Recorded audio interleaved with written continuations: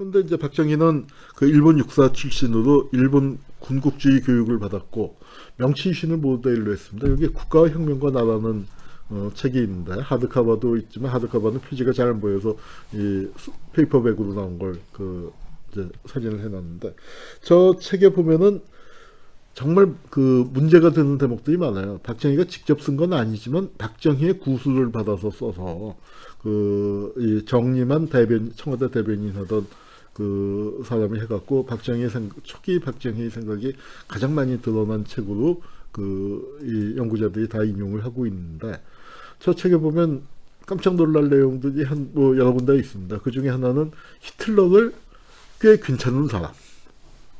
그게 1930년대 박정희가 소년기 청년기에 히틀러가 영웅이었잖아요. 전 세계적으로. 그리고 일본은 독일과 동맹국이었고 그런 의식이 남아서 히틀러를 꽤 괜찮은 사람이라고 그랬고 또 하나 그 얘기는 뭐냐면 자기가 5.16을 왜 일으켰냐. 명치유신의 지사들처럼 조국을 근대화시키고 싶었노라. 명치유신의 지사들이 자기의 롤모델이었다는 거예요. 근데 일본 사람 붙잡고 한번 물어보세요. 명치유신의 지사들 중에서 일본을 근대화시키는데 가장 앞장선 사람이 누구냐 하면은 10명 중에 7명, 8명은 아마 이토 히로부미를 얘기할 겁니다. 다른 사람을 듣는 사람들도 있겠지만 명치유신의 지사들 중에서 가장 유명한 사람이 이토 히로부미죠. 박정희가 꼭 집어서 이토 히로부미를 얘기한 건 아니지만 사실은 이토 히로부미가 박정희의 롤모델이었던 셈이에요. 명치유신의 지사로서.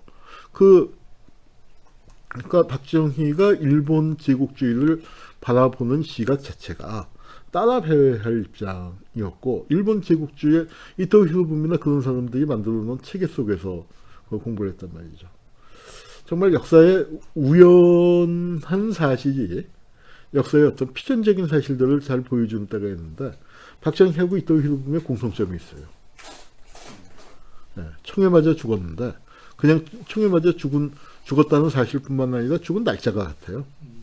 우리 역사의 12.6 사건이 70년을 사이에 두고 2번 벌어졌던 거죠. 우리 흔히 12.6 사건 하면은 박정희가 김재규의 총에 맞아 죽은 것, 김재규가 박정희를 쏴 죽인 것을 생각합니다만 그 70년 전에 안중근 의사가 이토 히로부미를 사살한 게 또 12.6 사건입니다. 그 두 사람 적어도 이토 히로부미라면 일본 제국주의 조선 강점을 대표하는 인물이죠. 한 시대를 대표하는 인물인데 박정희는 또 어떤 군사 독재를 대표하는 인물 아닙니까? 한 시대를 대표하는 사람들이 10월 26일 날 죽었다 하는 점에서 그거는 우연이지만 그 우연 속에는 이 일본 제국주의 잔재를 청산하지 못하고 일본식 모델로 군사 독재가 이어진 것을 상징하는 필연이 숨어 있다고 생각을 합니다. 자, 박정희가 이제 친일파라고 얘기할 때 그것도 재미있다기보다는 참 치욕스러운 일이죠. 치욕스러운 일인데 어떤 일이 있었냐면은 이 사람이 오노라는 사람이에요. 우리 김동성 선수였던가요? 태극기 그 사건에 그 오노하고는 이제 한자가 다릅니다. 그거는 그 한자가 다른데 이 사람이 자민당 부총재예요. 그리고 한일교섭의 막후 인물 중에 한 명이었고. 근데 박정희가 대통령에 취임해서 이제 63년 선거에서 하여튼 간신히 윤보선을 따돌리고 이제 군복을 벗고 민정의 제3공화국의 대통령으로 정식 취임할 때 일본에서 저 자민당 부총재였던 오노를 축하 사절로 파견했어요. 그래서 이제 일본 공항에서 하나다 공항에서 기자들이 만나서 그 한국에 가는데 심정이 어떻소 하고 물어봤더니 뭐라고 얘기했냐면 아들이 출세해서 좋은 자리에 초대받아 가는 그런 아버지의 심정이다. 그래서 한국의 대통령을 그 이웃 나라의 대통령을 아들이라고 해서 이제 뭐 하니까 아야 어떻게 그럴 수가 있어 하고 그 당시에 야당 대변인이 김대중 김영삼이었는데 성명 발표하고 난리가 났거든요. 그래서 아니 그거 좀 아무리 그래도 외교적인 결례가 아니냐 지나친 거 아니냐 했더니 이 사람이 아 그 진짜 아유 그 내 말 실수를 했습니다 그렇게 하고 넘어가야 하는데 뭐라고 얘기했냐면 기자들한테 아니야 사석에서는 진짜로 아버지라고 불러. 그런 말인 거예요.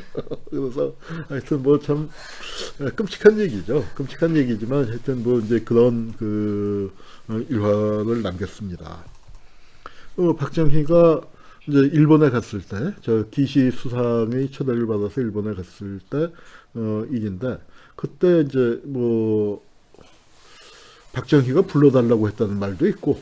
일본에서 깜짝 쇼도 준비했다는 말도 있고, 저 뭐 어떤 게 맞는지는 잘 모르겠어요. 근데 그때 이제 그 연회장에 좀 늦게 머리가 하얀 이제 아주 그 노인이 당도를 했다는 거예요. 그랬더니 박정희가 쫓아가서 이제 뭐 큰 절을 올렸다고도 하고 큰 절을 올렸는지까지는 모르겠지만 하여튼 정중하게 이제 인사를 했는데 그 사람이 누구냐면은 바로 만주 군관학교의 교장 선생님 나고모 장군을 다는 거예요. 그래서 선생님의 지도와 추천 덕분에 육군사관 학교를 나와서 여기까지 오게 됐습니다. 하고 아주 정중하게 그 선생님 덕분이에요. 하고 인사를 드렸다는데 저거를 글쎄요. 그러니까 어떻게 봐야 할지. 전해지는 말로는 그 한국에서 5.16이 일어났다니까 일본이 발칵 뒤집혔어요. 왜냐하면 이승만은 반일 노선이었잖아요. 그래서 이제 한일 관계가 그 회복되질 않고 근데 미국은 한일 관계 회복을 원하고 있고 일본도 원하고 있고 그러면서 그걸 추진하고 이제 장면 정권이 들어선 다음에 추진하고 있는데 장면 정권 때는 그게 뭐 비교적 완활하게 잘 되어가고 있었습니다. 그래서 일본도 이제 제대로 절차를 밟고 있다 만족하고 있는데 한국에서 군사 쿠데타가 일어났단 말이에요. 그 당시에 아시아 아프리카 여러 나라에서 군사 쿠데타가 일어나는데 다들 들고 나오는 게 민족주의 들고 나올 때거든요. 군부가 민족주의하고 또 관련이 깊죠. 그래서 특히 이집트에 나세르나 그렇게 민족주의 들고 나오니까 아이고 이거 한국에서 민족주의 들고 나오겠네. 박정희가 누구야 하고 이제 다들 고심을 하다가 몇 시간 뒤에 박정희 사진이 나오니까 다 안심했다는 거예요. 아 닭깎기 마사오네. 아 닭깎기 마사오면 됐어. 전 우리 편이야 뭐 하고 이제 그렇게 지나갔다는 그런 참 웃지 못할 얘기가 전해집니다. 이제 박정희가 그 한일 국교 정상화라는 이름으로 한일 회담을 추진할 때 학생들이 이제 거리로 뛰쳐나왔고, 요 사진 아마 전에 봤던 것 같죠? 그리고 민족적 민주주의 장례식을 치릅니다. 박정희가 표방한 게 민족적 민주주의예요. 김종필도 이제 저걸 표방했고, 저 장례를 기획했던 게 김지하죠. 나중에 이상해지긴 했지만. 그래서 이제 그때 이 사진 봤었죠? 설명 안 했던가요? 딴 데서 했나? 예. 구아바라 시세이라는 일본인 사진가입니다. 그 일본인 사진가가 지금 한일 회담에 나선 대학생들. 아, 지금 대학생들하고는 분위기가 영 다르죠. 저렇게 몸이 젖었는데 왜 젖었냐면 이렇게 개천에서 굴르고 나온 거예요. 그래서 이제 비장미가 아주 더해졌는데, 그러니까 이런 학생 시위를 비상계엄을 선포해서 나갔습니다. 그리고 이제 데모 조금 세게 하면은 다 내란죄도, 자기가 내란을 일으켜놓고 학생들 데모하면 내란죄도 잡았는데, 이명박 얘기 그때 했죠. 네. 뭐 이명박도 그때 잡혀갔었고. 자, 이런 질문을 던져볼 수 있을 것 같아요. 박정희는 민족주의자인가? 친일파인가요? 민족주의자예요? 근데 사실은 그 질문 자체가 약간 함정이 있습니다. 친일파도 민족주의자 될 수 있어요. 굉장히 웃기는 얘기지만. 근데 저는 박정희가 친일파이면서 민족주의자라고 생각해요. 저는 박근혜 시절에는 제가 먼저 얘기할 필요가 없어서 입을 다물고 있었는데, 박근혜 지지 세력들, 박정희 지지 세력이 참 좋은 선전거리가 있었는데 안 써먹었어요. 근데 뭐냐면은, 자, 여기 박근혜. 저게 박근혜 키드라는 순수죠. 문재인 대통령 국회의원 시절에 지역구에다가 대항마로 굉장히 젊은 여성을 추천했잖아요. 공천했는데 그 박근혜 키드라는 손수조가 지역구에다가 뿌리는 사진이에요. 그런데 저게 그냥 무궁화가 그냥 있는 게 아니죠. 박근혜 근자가 무슨 근자입니까? 무궁화 근자예요, 무궁화 근자. 근데 박정희가 그냥 우리가 흔히 생각하는 친일파였으면은 거기다 무궁화 근자를 딸 이름에다가 집어넣겠습니까? 근데 저렇게 무궁화 근자가 들어갔다는 건 박정희에게 민족주의적인 성향이 분명히 있다는 얘기입니다. 근데 문제는 뭐냐면 그 민족주의가 백범 선생의 민족주의, 장준하의 민족주의와는 다른 일본 군국주의의 민족주의라는 거죠. 그래서 박정희는 일본 군국주의, 일본식 민족주의, 부국 강병 그걸 따른 사람이에요. 그리고 뇌 구조 자체가 그렇게 세팅이 되었고 그렇게 교육을 받았고 그렇게 그걸 추진했던 사람입니다. 그래서 박정희가 친일파라고 했을 때 사실 박정희는 친일파로 따진다면 불행한 친일파예요. 개인으로. 친일을 하기 위해서 좋은 직장 버리고 들어가서 만주군관학교 갖고 일본 육사까지 나왔어요. 사범학교도 나오고. 그러니까 우리 왜 매미가 이 매매매매 물려면은 땅속에서 뭐 17년인가 뭐 있어야 한다고 그러죠.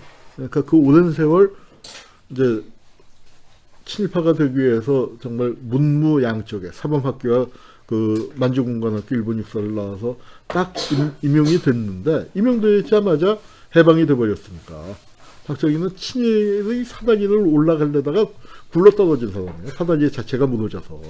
그러니까 친일은 사실은 뭐 친일파도 그 군관학교 나오고 하면은 뭐 규정이 될 수 있는 그 규정하려면 할 수 있는 위치겠지만 뭐 그렇다고 해서 박정희가 박정희보다 심한 친일파들이 워낙 많았기 때문에 박정희 정도면은 저는 이렇게 생각합니다. 친일은 맞는데 뭐 반민특위 보내서 처벌할 친일파보다는 반성문 받고 좀 몇 년 근신시킨 다음에 용서해줄 친일파란 말이죠. 뭐 친일파라고 해서 다 때려 잡아 죽이는 뭐 그게 잘하는 건 아니잖아요. 그러니까 그런데 박정희가 진짜 친일파라고 할 수 있는 이유, 그거는 오히려 대통령이 된 다음에 나타납니다. 해방된 대한민국을 일본인들이 꿈꿨었던 그 방식 그대로 운영한 거예요. 그러니까 그 만주국의 모델. 제가 박정희 시절에 국민학교를 다녔는데 나중에 이제 성인이 돼서 30대 때 박사 논문을 썼는데 박사 논문을 김일성 갖고 썼습니다. 김일성의 항일무장투쟁을 갖고 썼는데 그러다 보니까 만주 상황을 공부를 해야 할 거 아니에요. 만주에 당시에 조선인들은 어떤 처지에 놓여 있었나. 만주 자료를 읽다가 깜짝깜짝 놀랐어요. 왜냐하면 그 당시에 만주의 국민학교 생활을 묘사해 놓은 게 딱 정말 글자 그대로 내가 1960년대 국민학교 제가 66학번입니다. 66년도에 국민학교 들어가서 한 해 한 해 이렇게 지나가면서 그 학교에서 벌어졌었던 일들. 특히 그리고 그게 조금 풀려 있었다가 68년도에 1.1 사건 나면서 박정희가 병영국가 체제를 이제 확 강화해 나가는데 그 시절에 겪었었던 거하고 만주국의 국민학교 생활이 똑같은 거예요. 그래서 정말 아하 시대착오란 게 이런 거구나. 그 정말 아침에 학교에 가면은 그 월요일날 애국제하고 그럼 교장 선생님이 끝도 없이 이루어지는 훈화. 그리고 국민교육헌장 낭독, 신세계 체조, 재건 체조, 신세계 체조 우리 때는 그런데 그때도 이제 군국주의 시절에 체조 많이 했고 또 아침에 조기 청소하고 신체 검사하고 혼분식 도시락 검사하고 또 여러분들은 그 기억이 있습니까? 체변 봉투? 네 하고 나온 분은 한 분, 연식이 조금 오래되신 분이 이제 한 분만 답하는데 뭐 옛날에 기생충이 많았으니까 체변 검사 그 봉투 들고 다니고 그 다음에 조기 청소하고 곤봉 체조하고 마스 게임하고 뭐 이러던 그런 그 일상적인 그 학교 생활이 완전히 똑같았어요. 그러니까 그런 분위기들. 그리고 박정희가 부국강병, 그 다음에 국방국가 만들고 그리고 주한미군의 체제를 불만을 가지면서도 용인하고 이런 것들이 뭐냐면 만주국하고, 그러니까 박정희는 만주군 출신으로 일본 육사를 나왔는데 일본 순수 일본군 출신하고 만주군 출신하고 이제 그 사이에 있는 위치죠, 박정희는. 근데 그 태도가 달라요. 미군에 대한 태도가. 그냥 일본 육사만 나온 사람들은 아주 뻣뻣해요. 왜냐? 일본 육사가 세계 최고거든. 근데 미국 놈들한테 밑에 들어가게 되니까 말을 안 들어요. 그런데 만주군 출신은 뭐냐면 만주에 있을 때부터 관동군의 지배를 받았잖아요. 거기 익숙해요. 그러니까 보세요. 50년대 그 한국전쟁 치르고 그럴 때 한국군 총사령관을 누가 하나. 정일권이 백선엽이가 뭐 나이 32, 33 뭐 그때 이마에다가 별 4개 달고 왔다 갔다 했는데 일본군 출신들 대선배가 있고 군사적으로 더 유능한 사람들이 있었는데 왜냐 미군 입장에서 볼 때 얘네들 뻣뻣하고 말 안 듣는데 이 만군 출신들은 입안에 혀처럼 군다 이거지. 그러니까 그 미군을 떠받드는 부분에서 훨씬 더 문제가 없다 이제 한 겁니다. 박정희는 그런 그 시대를 살았었던 일본식 민족주의를 우리에게 전파하고 국가 운영을 그 방향에 했었어요. 그래서 저는 박정희가 그런 의미에서 친일파 45년 기준이 아니라 오히려 더 심각한 거죠. 해방된 조국을 일본 제국주의의 그 체제 속에 묶어둔 그런 의미에서 친일파라고 봅니다.